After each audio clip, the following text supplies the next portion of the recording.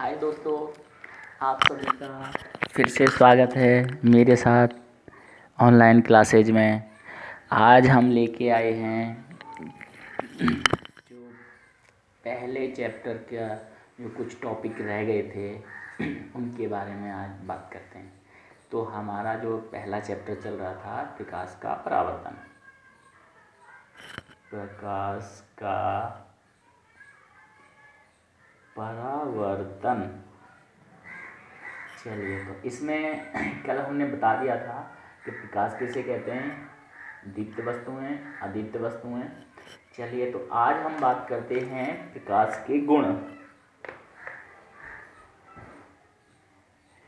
प्रकाश के गुण। चलिए, तो देखिए, इसके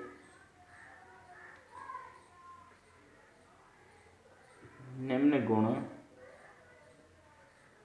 होते हैं। नंबर 1,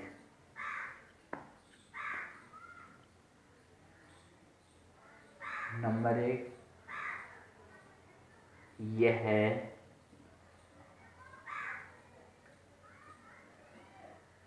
सीधी रेखा में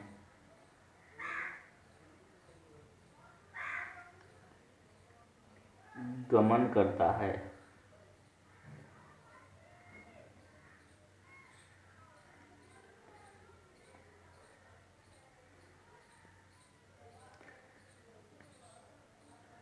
नंबर 2, इसके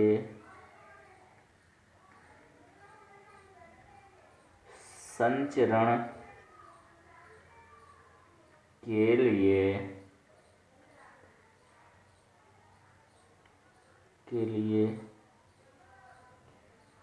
किसी माध्यम की जरूरत नहीं होती।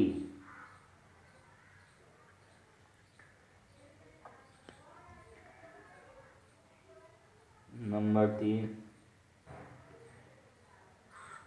निर्वात में प्रकाश की जाल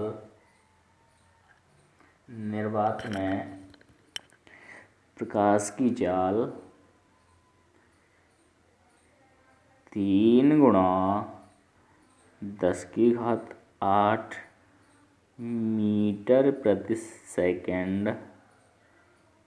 होती है।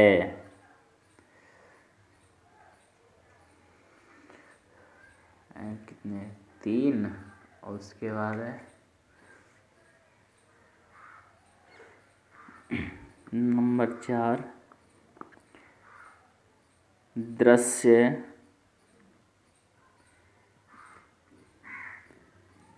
प्रकाश की तरंगदैर्ध्य 3900 एंगस्ट्रम से 7800 एंगस्ट्रम तक होती है आदि।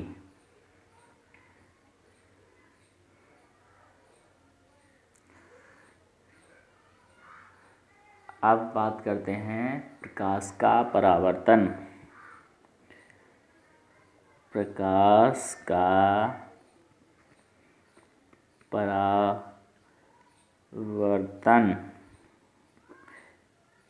जिसको इंग्लिश में कहते हैं रिफ्लेक्शन ऑफ लाइट। चलिए, तो सबसे पहले प्रकाश के परावर्तन को हम समझेंगे। मैं एक चित्र बना रहा हूँ यहाँ पे, देखिए, ये कोई चिकनी सतह है, ये कोई दर्पण है, चिकनी सतह दर्पण, ठीक है।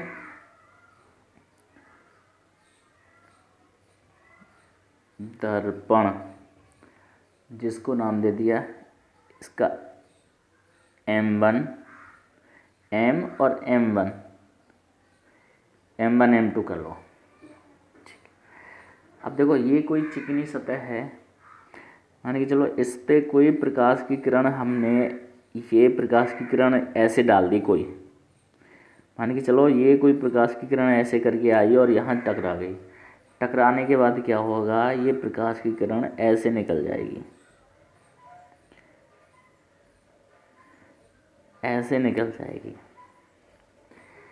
अब ये जो प्रकाश की किरण ऐसे आई और ऐसे टकराने के बाद ऐसे निकल गई, तो ये जो निकलना हुआ है इसका ये वाला इसी को प्रकाश का परावर्तन कहते हैं। ये ही परावर्तन हो गया। अच्छा, बीच में हमने एक लंब डाल दिया ये वाला, तो देखिए एक ये कोण बन गया और एक ये कोण बन गया। इसका नाम, इसको कहते हैं आई, इसका नाम दे दिया आई और इसको नाम दे दिया आर। और ये हो गया अभिलंब, जिसको नाम दे दिया हमने एन। इसको नाम दे दो ए, बी और सी। ठीक है, तो देखिए ये इसको कहते हैं प्रकाश का परावर्तन, यानी कि इसको ऐसे परिभाषित करते हैं, जब प्रकाश की किरण किसी चिकनी सतह पर आकर टकराती है तो उसका अधिकांश भाग उसी दिशा में वापस लौट जाता है। इस प्रकाश के वापस लौटने की ही क्रिया को प्रकाश का परावर्तन कहते हैं। अब देखो जो किरण आ रही है वो तो हो गई आपतित किरण। आपतित किरण, और टकराने के बाद जो बदल गई, परावर्तित हो गई, उसको कहेंगे परावर्तित किरण। अच्छा, अब आपतित किरण और अभिलंब के बीच में जो कोण बनेगा वो होगा आपतन कोण। आपतन कोण, जब ये आपतित किरण के साथ आपतन कोण बनना है तो परावर्तित किरण के साथ कौन सा कोण बनेगा, परावर्तन कोण।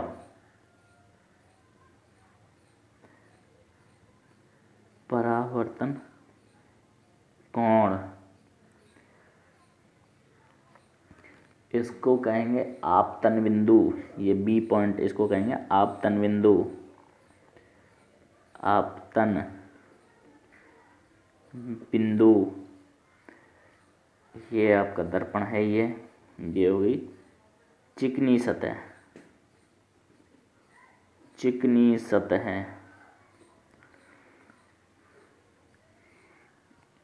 तीर का निशान लगा दो। प्रकाश की किरण ऐसे आ रही है, ऐसे जा रही है।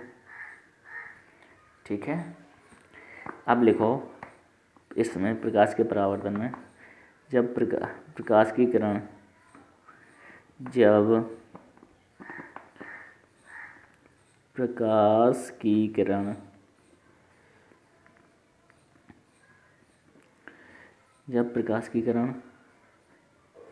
किसी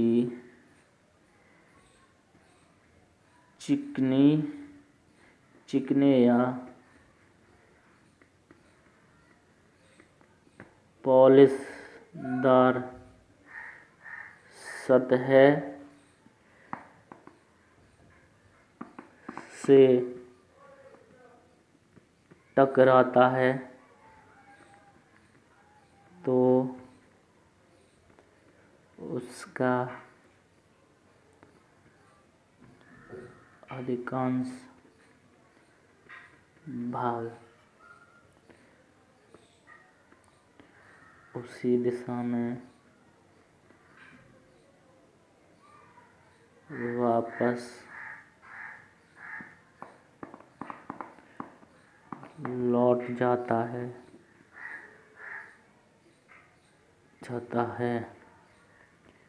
इस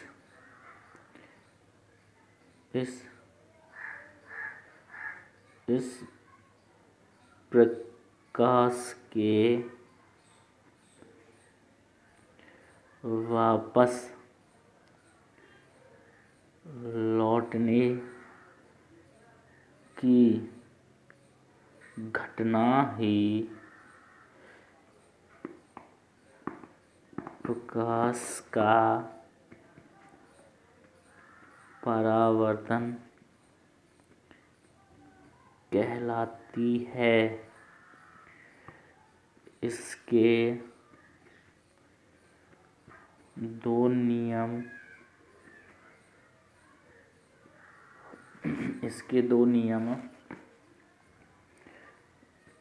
होते हैं। नंबर एक या प्रथम नियम, कुछ भी कह सकते हैं इसको, ठीक है। प्रथम नियम या एक, देखिए प्रथम नियम का मतलब है ये किरण और ये तीनों इस जगह पर होते हैं, इसका मतलब ये हो गया। तो प्रथम, इसका मतलब ये हो गया, ये क्या है, आपतित किरण। लिखो आपतित किरण,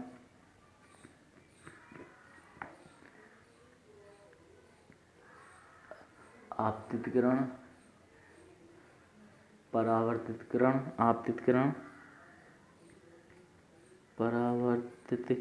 किरण व आपतन बिंदु पर अभिलंब तीनों एक ही तल में होते हैं। नंबर एक। दूसरा है परावर्तन कोण